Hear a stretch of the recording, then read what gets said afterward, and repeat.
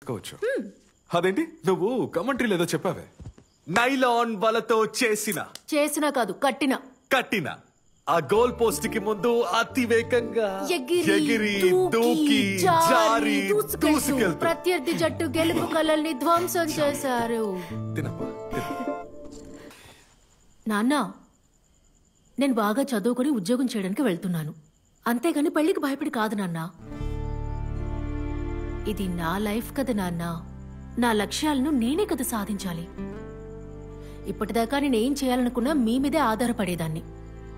మీ చేయి పట్టుకునే కదా ఇన్నాళ్ళు నడిచాను. ఏ విషయంలో కూడా మీరే కదా సపోర్ట్ చేయాలి. చూడమ్మా, మనదొక మామూలు మిడిల్ క్లాస్ ఫ్యామిలీ.